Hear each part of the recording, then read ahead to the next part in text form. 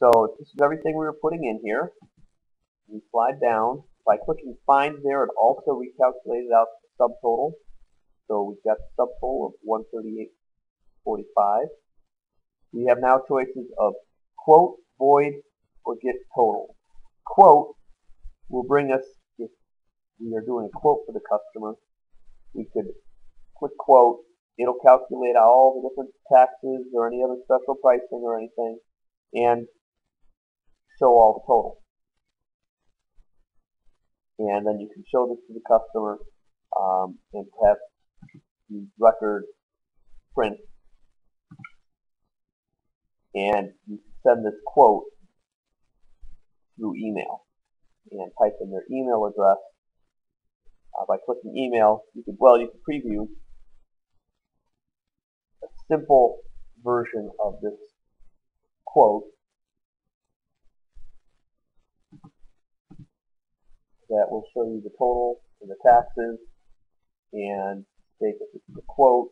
And this is what will be sent to the customer if you send them an email. It says cabinet 1, that's the cabinet we were working in, and it's the product description. And you can show them that, or you can click email here and type in their email address, and it will synchronize with the server and send off the quote to the customer. You can close out of this and go back, and they can look at it and say, you know what? Yeah, let's go ahead and do it. Then you could immediately turn it into, click Get Totals, and that will continue with the invoice and turn it into a real invoice.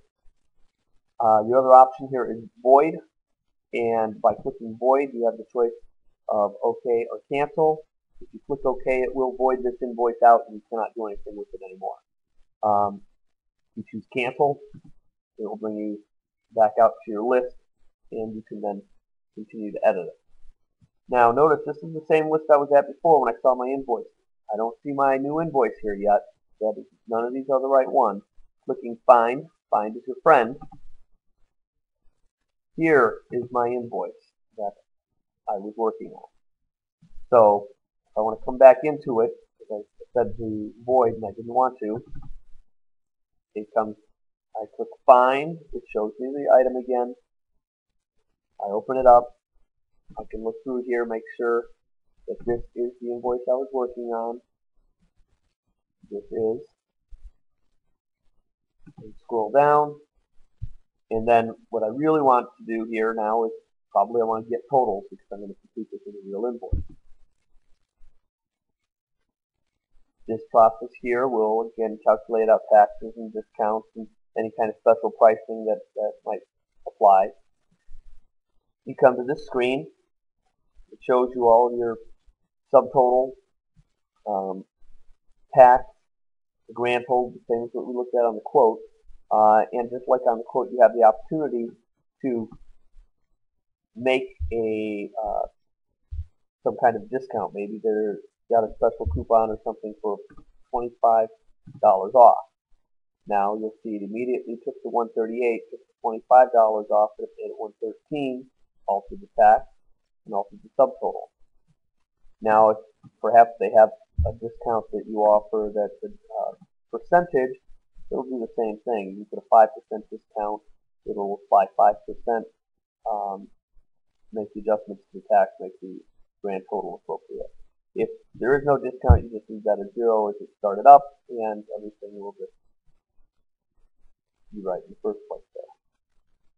We slide down here a little bit after we verify this. Oh, we can also perhaps have some kind of, there's some sort of special surcharge or something, a $5 surcharge or whatever. This list will be is populated back to the office. They can list and define different items to be on this list. Scroll down, hit continue, and here the customer can see the grand total up at the top, and they have the opportunity where now they can confirm that they do want this. So they can sign it, their name here, and again you have the choice that you can void the invoice. You can accept the invoice and that will complete it and assign invoice and adjust inventory, or you could go back here, go record close. It will bring you back, and you do have opportunity to make adjustments here. If they're saying 150 and if you're not liking that total here, you can just go back by hitting record close or do the OK and make adjustments to the invoice. It is not completed until until you click the accept button. I'm going to go ahead and accept it and show you that. You will see that it assigns an invoice number, and then it will deplete the inventory.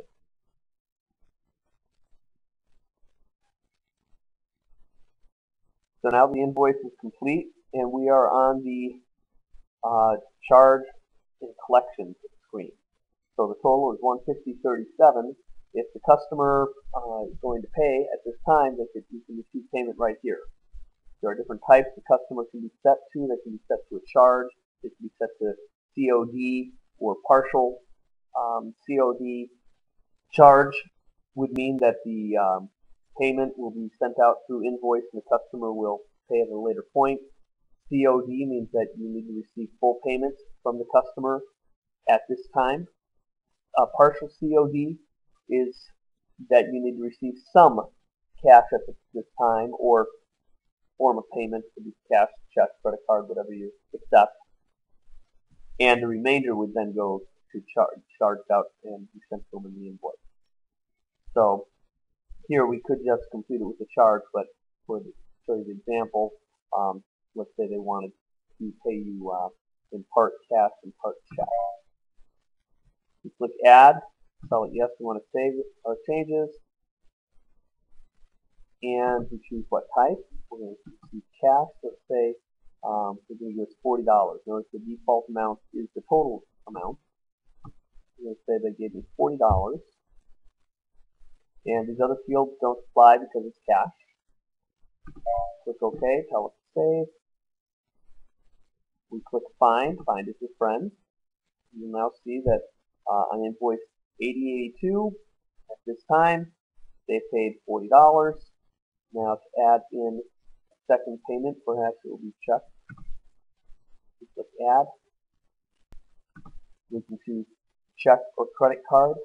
If you were to use credit card, you have the drop-down choices of whatever credit card you accept, and then by default the amount is the remainder, which is the difference between the total invoice minus the cash that you already put in here. Credit card number.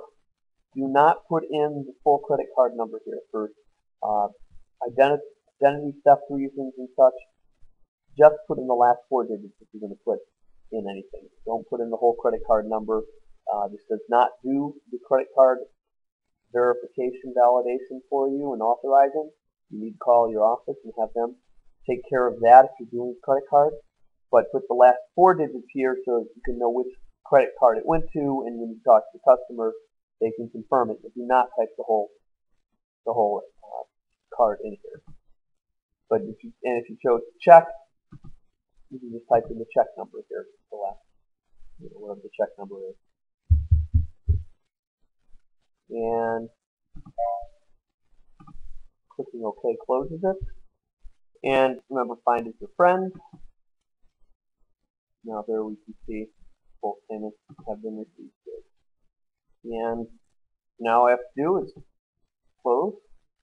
Close. Again, we have a chance to review the invoice. We cannot change anything on here. If you try and void or turn it into a quote or anything, you will get messages saying that you cannot change the invoice because it's already been completed and assigned an invoice number.